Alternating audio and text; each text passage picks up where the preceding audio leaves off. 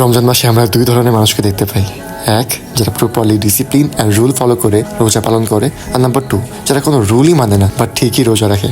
হ্যাঁ এভরিওয়ান, আজকে আমাদের রমাদান আরকে ডে 2 অ্যান্ড আজকে আমরা কথা বলবো যে রমজান মাসে কি আসলে ডিসিপ্লিন অ্যান্ড রুলগুলো মানা খুব বেশি কঠিন। এই সহজ বা কঠিন বিষয়টা টোটালি ডিপেন্ড করে তোমার মাইন্ডসেটের উপরে। তুমি যদি মনে করো যে প্রতিদিন 5 ওয়াক্ত নামাজ আদায় করা খুব কঠিন একটা কাজ, তাহলে নামাজ পড়তে গেলে তোমার কাজটা খুব কঠিন মনে হবে। আর তুমি যদি মনে করো যে না এটা খুব সহজ একটা কাজ, তাহলে 5 ওয়াক্ত নামাজ আদায় করা তোমার কাছে কোনো ব্যাপারই হবে না। কিছু মানুষ এমনটা বলবে যে রোজা রেখে জিম করা খুব কঠিন একটা কাজ, বাট কিছু মানুষের জন্য রোজা রেখে জিম করাটা খুব বেশি প্রয়োজনীয় এবং গুরুত্বপূর্ণ, আর তারা কোনোভাবে জিম মিস দেবে না। এমনটাই খুব ফেমাস একজন বিজনেসম্যান বলেছিল যে তুমি যদি কোনো বিষয়ে সাকসেস পাইতে চাও তাহলে তার মধ্যে 80% ডিপেন্ড করবে তোমার মাইন্ডসেট অ্যান্ড হার্ড ওয়ার্কের উপর। এই জন্যই তুমি যদি কোনো কিছু মনে প্ল্যানে করতে চাও অথবা হতে চাও, তাহলে সেইভাবে তোমার মাইন্ডসেটটা রেডি করে ফেলো যেন তোমার এই জার্নিতে কেউ বাধা হয়ে না দাঁড়াতে পারে তোমার সামনে। কারণ যতক্ষণ না পর্যন্ত তুমি তোমার মোটিভ এবং মাইন্ডসেট স্ট্রং করতেছো, ততক্ষণ খুব সহজেই বাকিরা তোমাকে ইনফ্লুয়েন্স করতে পারবে। এই জন্য রমজান মাসে যদি আসলে রোজা রাখতে হয়, তাদের রোজা রাখার মতো রাখতে হবে এবং ডিসিপ্লিন অ্যান্ড রুলসগুলা মানতে হবে। আশা করি বিষয়টা সবাই বুঝতে পেরেছেন।